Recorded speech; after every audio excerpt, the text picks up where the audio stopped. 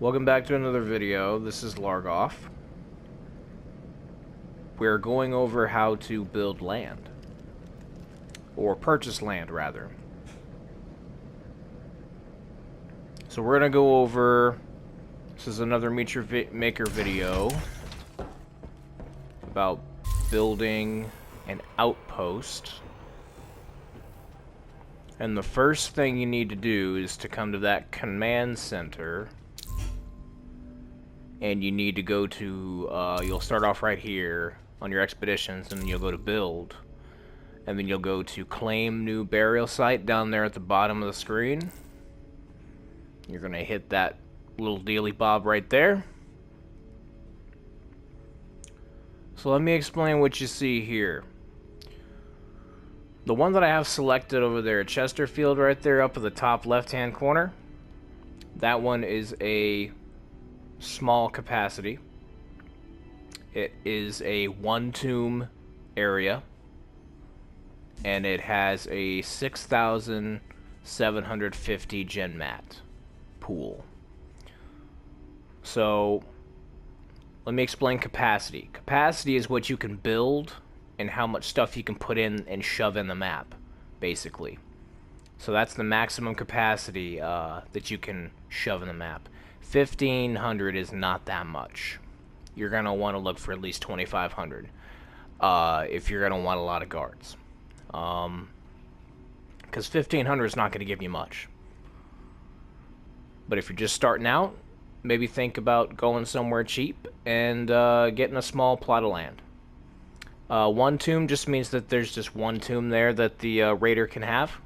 And then we've got the GenMat pool. That GenMat pool is yours, and Harvey mines from it when it's active. And a 6,750 GenMat pool means that it will probably stay active for about 16 hours. So 9,000 GenMat means it'll probably stay active for about 24 hours. And anything smaller than 6,000 GenMat isn't probably going to stay active for more than 8 hours.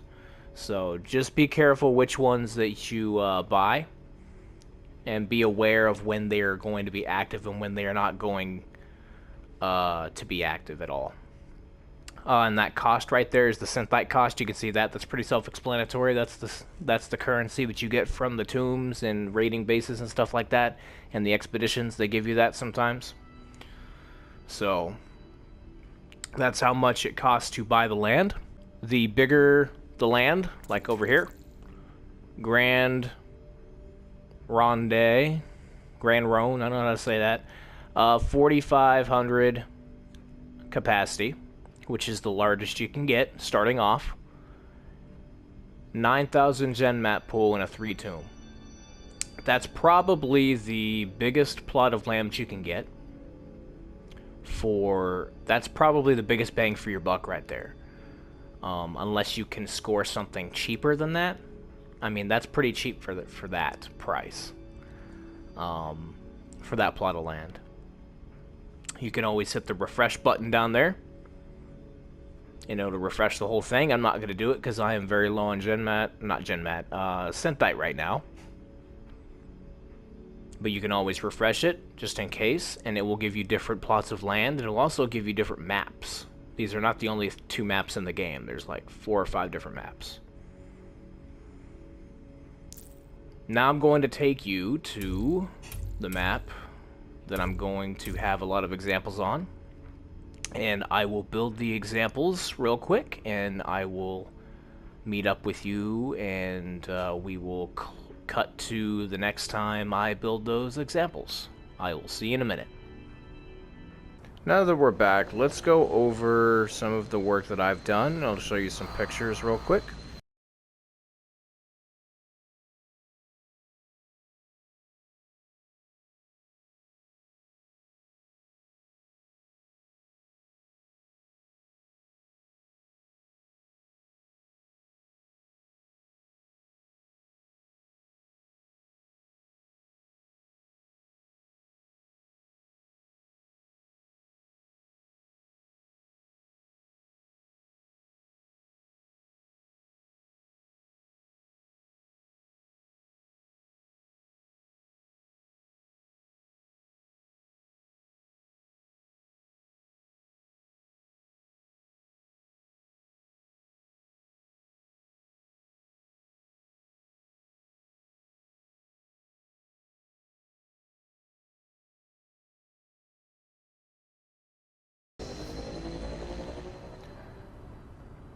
Now, when you go into a map, the first thing you will see is stuff already built for you, and there will be a pre-Harvey path for you. You can use that path if you'd like. What I like to do is I like to create my own path. So you can use the regular Harvey path that it already built for you and just build around it, or you can create your own path. If you do decide to create your own path, you're going to want to go to this menu where it displays all the blocks and stuff, and hit Strip Outpost down there at the bottom, just so it takes out of all the useless blocks, because it's going to take out all the blocks that are not being used for the path, and the path blocks, of course, out of the map so you can min-max your base and get rid of useless capacity. And it also makes it easier to find tombs. What I like to do right when I get into the map is try to find all the tombs and mark them with a corrosive cube. So there's one right there. Let's see, I already marked this one right here. I don't have my sound on, so this may take a minute. But you usually would listen to the tomb sound. It's a big rumbling, and it would tell you where the tombs are. I may not find it in this video. But basically, you would go around looking for all the tombs, listening for the sound of the tomb. There it is. So there you go. All 3 tombs marked. And then you can build around them and make cool stuff about those. We'll talk about those in a minute. You can also mark points of interest like this if you wanted to use the base. Like, if you wanted to use this in your base, you could build around it and make some cool lighting areas around it. It's pretty cool what you can do with these things, because these things actually move and they're part of the map. You can't delete them, but you can build around them, which is kind of cool. So keep that in mind if you're trying to build your base. Mark these points of interest. You see there's like pipes right here. There's another like generator thing right here, generator thing right here. Sometimes there's huge fans. There's like pipe walkways right here. This would be really cool to incorporate with a base, dude. Like right here. That'd be really cool. That too on the wall, dude. That'd be sick. Yeah, there's a lot here, dude. Sometimes there's a huge fan right here on the bottom. Anyway, stuff to keep in mind when you're making your base and making it original, because I don't see a lot of people doing that. One more thing about tombs before we get off the topic of tombs. I'd like to talk about not blocking the tombs. Do not block these tombs. These do not affect your resources at all. It is for the raider, directly for the raider, so please do not block these. If you block these, you risk being blocked, and you risk being reported. You cannot do anything worse than block tombs for raiders. Your map can be a piece of crap, and if you have the tombs open, the raider will give you accolades, probably. At least that's what I do anyway. If you have all your tombs marked and unblocked, and they're all marked easily to get to, and your map is a piece of crap, I'll still give you accolades because you gave me the tombs. So please do not block these. These do not affect your direct resources. This is just for the raider. Do not block these. Now, you can trap these. Just do not do something like this. Do not point traps right at the tomb, because if that shoots and the raider is not aware of it,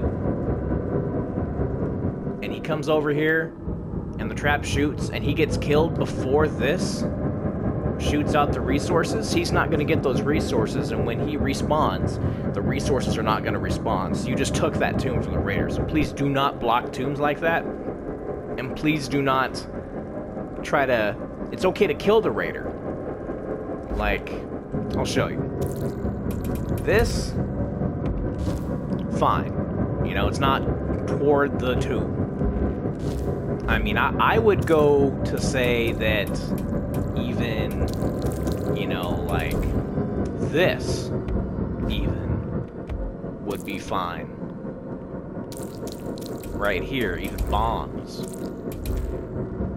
So the raider comes in here. Let's see, the raider comes in here from here.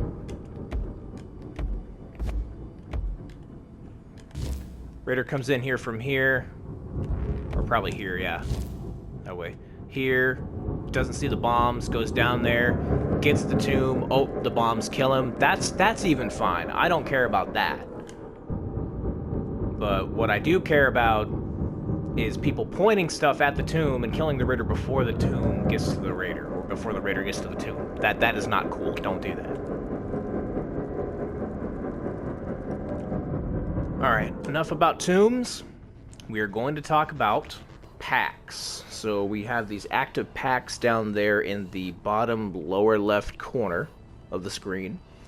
You can see the pack home or the unique packs that you have by the pack symbol, by the block itself. It has the pack symbol right there. So once you select that block, it's going to add that pack to the map right there. See, I got that hook pack, and I got that screw pack. I don't know what they're called. You can look them up and post them in the comments if you want. But that's what's going to happen when you do that. And those packs also have cosmetics that you can use.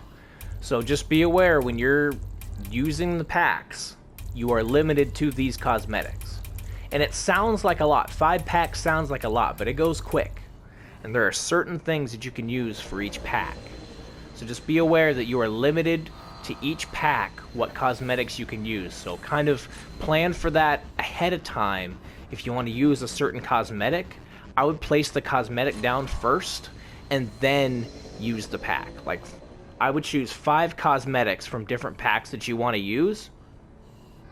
And then I would choose and then I would use the blocks that are given to you. That's my advice that I would have for you, just in case you wanted to use a certain cosmetic and your whole idea is thrown off because you picked the wrong pack for your whole base. Another thing to keep in mind is don't build your base out of one block. Please build your bases out of at least 2 or 3 of them, just so it makes it a little bit more unique, more cool, more aesthetically pleasing. It kind of gets boring looking at the same color all the time. If you choose one block and you build your base to just one block, just make sure it's colorful. Add color to your maps. It's really dull when you're going against like a player who, when you're playing their map and they've only built their map out of one block, it's kind of generic and boring. Alright, let's go over guards and mods. So right here, you got a bunch of guards. Right here, these are all the guards in the game. I think you're going to start with the Enforcer. And that is the only one you're going to start with. And you can use a lot with the Enforcer. And I think you only start with...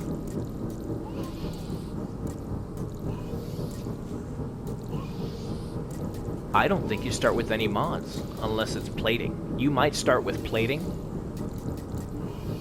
but the Enforcer is the only one that you start with, I'm pretty sure, at the beginning of the game. And you can get a lot done with the Enforcer. But what I recommend you do, the first guard you buy, is probably this melee guard right here, the Warmonger, because the Warmonger will get you a lot more kills than normal guards would if you combine it correctly. The Warmonger or the Cannonback. The Cannonback is the noob killer. A lot of people don't know this, but you can kick back the cannonballs that the Cannonback shoots. The Cannonback shoots a projectile, and it explodes after a certain amount of time. And a lot of people don't know that you can dodge it, you can headbutt it back, you can parry it even, and you can, kick it back. Like, you can do so many more things. I'm not even afraid of Cannonbacks unless the room is filled with traps and I can't keep my eye on the Cannonback. That's the only time I don't like Cannonbacks. But the Cannonback is the noob killer, and the Cannonback is a very good beginner killer guard. So if nothing else, save up for the Cannonback. The Warmonger was pretty good. Assassin is okay. Pretty good. Raptor's okay. I don't know how to use the Burster very well. Hornet's okay. But don't use just one guard. The guards are meant to be combined. Don't use just one guard in your base. If you have a goon room, that means just a room filled with guards, you want to make sure that the guards are combined with not just all assassins, not just all cannonbacks, not just all enforcers. You want to combine all these guards because they work together.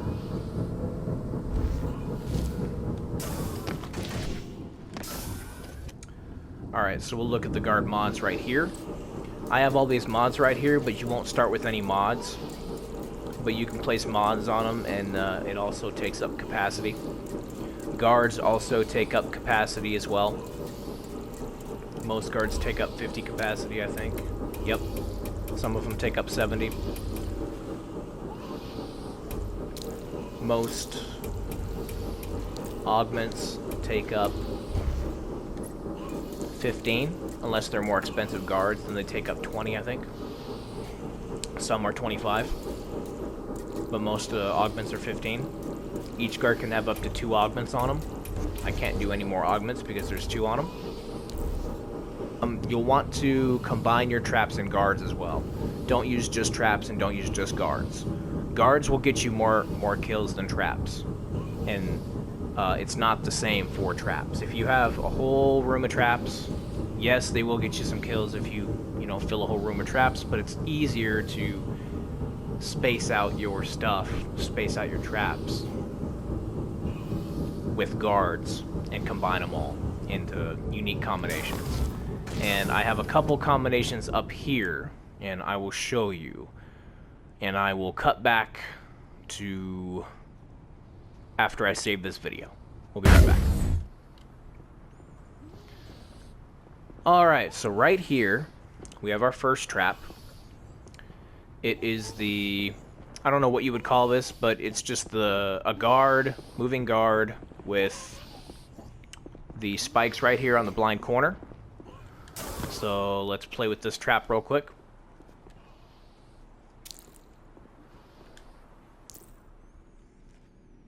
We're going to load in. So on this trap with the blind corner, if you use a melee weapon or you get an unaware raider, this trap could get them. Because they're not seeing it and they're not looking in the right direction. So let me switch to a melee weapon. Fury's Edge and Volt Lancer, I think, is the weapon, right? Volt Lancer, yep. Fury's Edge. These are the 2 weapons that you'll be starting with. And then if I see him around the corner, I go attack him. I see the notification, but I didn't see that trap, and it gets me. So now, what we have over here is the blind corner piston. I'm rushing, I'm not looking where I'm going, and I didn't see that around the corner. And it gets me right there. That's the blind corner piston, is what I call that. And, of course, you would have, stuff in the way. You'd be trying to stop the raider from speedrunning and stuff like that. And just a random piston, believe it or not, gets people a lot of the times. Just a good placed piston. It doesn't have to be right around a corner. It could be on the ceiling. It could be on the floor. It doesn't matter. A well-placed piston will get a raider. And that's only 50 capacity, man. That's a pretty cheap trap. Alright, we'll go to the next one.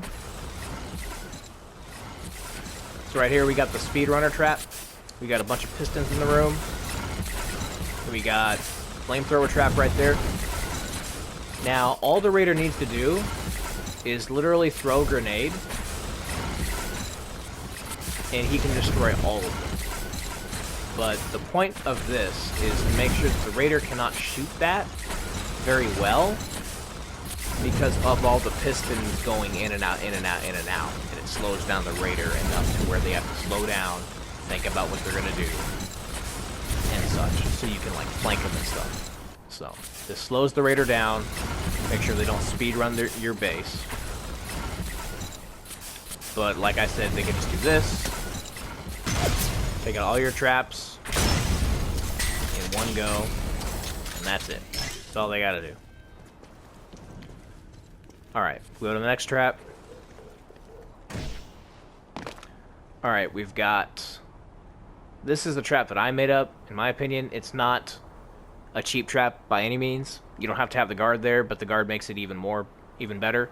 So right here, we've got a hallway with a bolt shot. Going on the hallway. Oh, I see that guy. I'm going to try to shoot that guy. Oh, I can't shoot that guy. Oh, I get closer. Oh, that didn't work.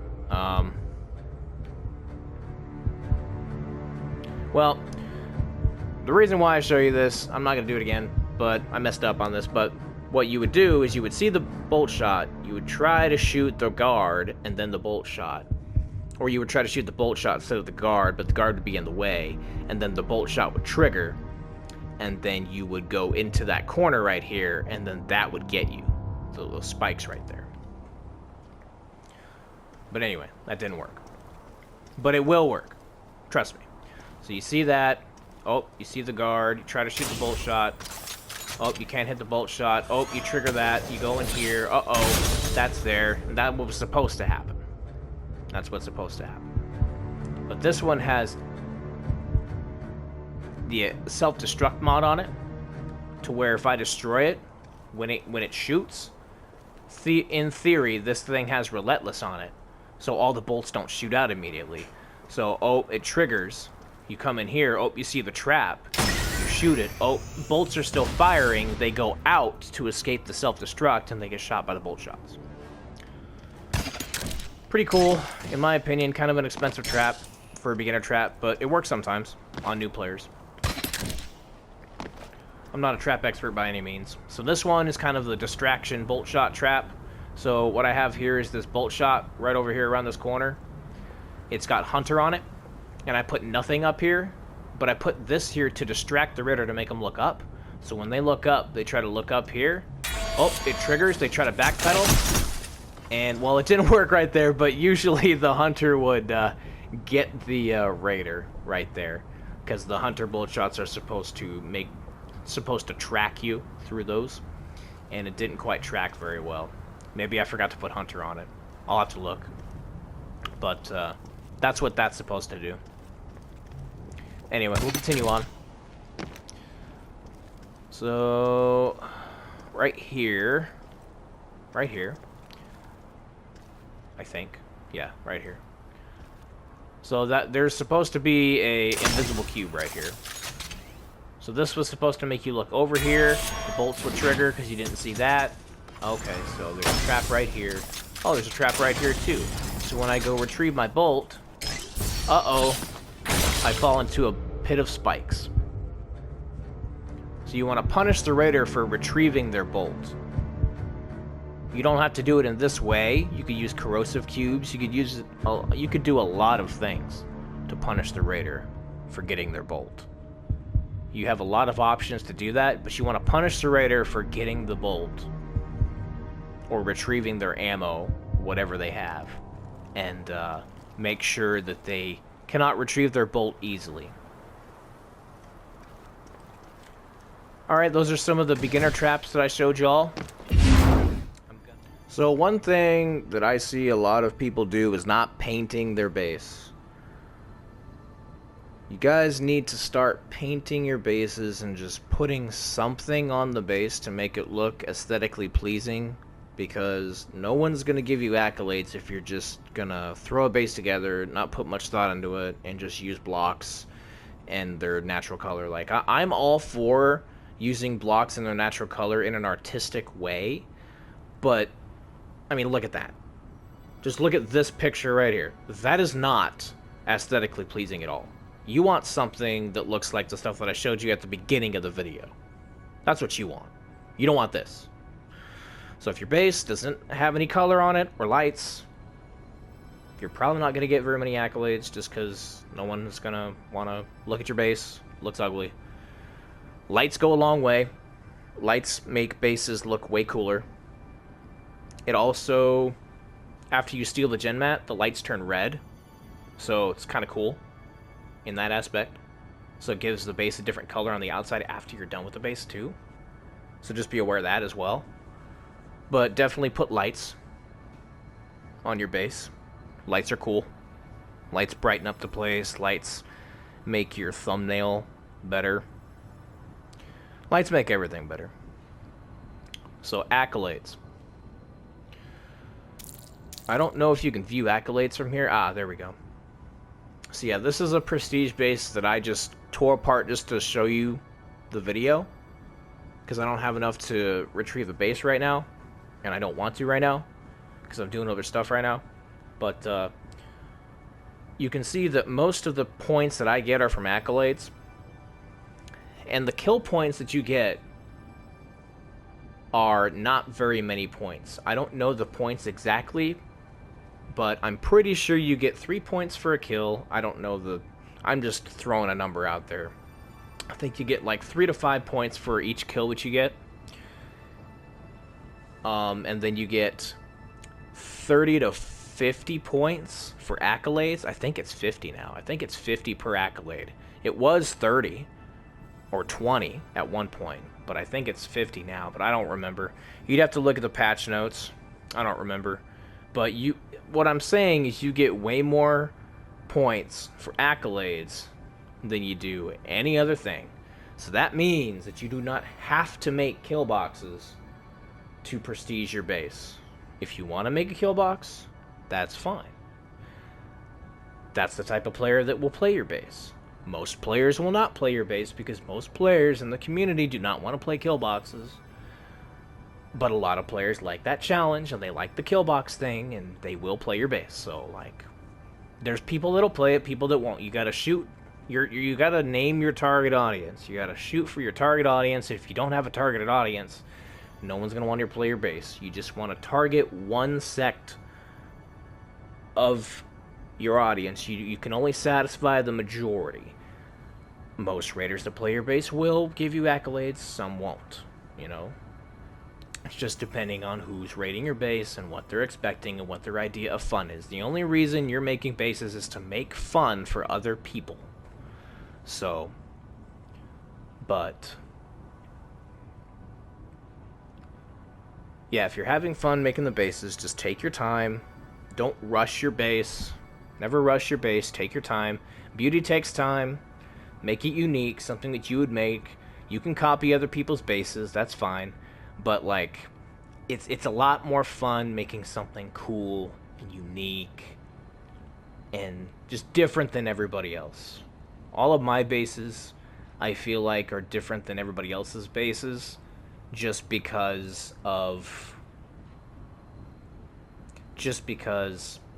I take time in trying to figure out, hey, how can I make this base unique? How can I make this base different from the other base? This game is dead. I'm going to give you my thoughts on the game. This game is dead. But if you join the subreddit on Discord and stuff like that, and like the internet and stuff, you'll be able to sponsor your base. Not sponsor, but you know what I mean. Just get your art out there. It's sort of a sharing hub for your stuff. So if you want more raids on your base, keep sharing your base on the Meet Your Maker Discord. And they should let you in as long as you're a player. And you should be able to get more raids on your bases. There's a lot of people on the Discord that raid your base as well. So definitely feel free to talk to them as well. And have a chat with everybody on there. It's a good time on there. So definitely get invited to the Meet Your Maker Discord. I think that's it. If you want me to cover more stuff in depth, or is there something I missed, that's fine. I can cover it in a different video. I think I'm going to end the video right there, though. I think I've said pretty much everything I need to say. Hopefully my audio recorded. I don't even know if it's recorded right now, but hopefully it is. So, but anyway, thank you for staying tuned to this very long video. Thank you for listening to me this long. And I will see you guys in the next video. Please like and subscribe. I don't have a lot of subscribers and I don't have a lot of likes, so please like and subscribe. And I will see you next time.